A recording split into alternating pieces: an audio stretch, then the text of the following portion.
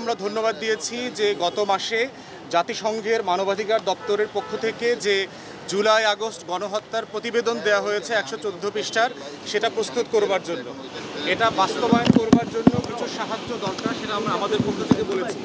প্রথম যেটা দরকার আমরা বলেছি সেটা হচ্ছে যে জাতিসংঘের 3টা প্রতিষ্ঠানে এখনও পতিত স্বৈরাচার শেখ পরিবারের 3 জন আত্মীয় কাজ করছে। আমি জাতিসংঘের মহাসচিবকে বলেছি, জাতিসংঘ যেহেতু মানবাধিকারের বিচার চায়, ইনসাফ চায়, ইনসাফটা শুরু করতে হবে জাতিসংঘের নিজের অফিস থেকে।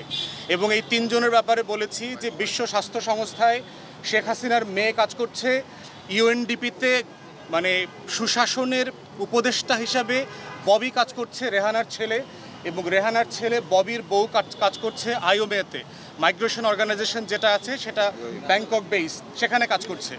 এবং যারা গত 15-16 বছর ধরে যেই পরিবারটা বাংলাদেশকে শোষণ করেছে, নির্যাতন করেছে, তাদের সদস্যরা যেই নেপোটিজম স্বজনপ্রীতির মাধ্যমে বাংলাদেশের অংশ হয়ে এই সব জায়গাতে কাজ পেয়েছে, আমরা বলেছি এই অ্যাপয়েন্টমেন্টগুলোকে রিভাইজ করবার জন্য। দ্বিতীয় পরামর্শ দিয়েছি সেটা হচ্ছে যে বাংলাদেশে মানবাধিকার, জাতিসংঘের মানবাধিকার কমিশনের একটা অফিস 2 থেকে 3 বছরের জন্য অস্থায়ী মেয়াদে চালু করার সুযোগ আছে কিনা, তাহলে গণহত্যার বিচার, মানবতা বিরোধী অপরাধের যে বিচারের দায় বারবার এসছে, এই বিচার প্রক্রিয়াটাকে দেখাশোনা করা, এটাকে যদি কোনো টেকনিক্যাল অ্যাসিস্ট্যান্সের প্রয়োজন আসে, আন্তর্জাতিক মান রক্ষা হচ্ছে কিনা, যেন এই বিচার প্রক্রিয়া নিয়ে ভবিষ্যতে কোনো প্রশ্ন তৈরি না হয়, তাই জাতিসংঘ যেন সেই মানটা ধরে রাখতে পারে, তাই আমরা বোধ করছি যে এইরকম একটা অফিস 2-3 বছরের জন্য স্বল্প মেয়াদে প্রতিষ্ঠা করা যায় কিনা।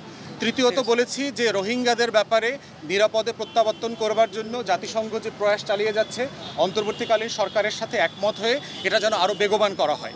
এটা হচ্ছে মোটা দাগে আমাদের ব্রিফিং ছিল। থ্যাংক ইউ, সবাইকে ধন্যবাদ।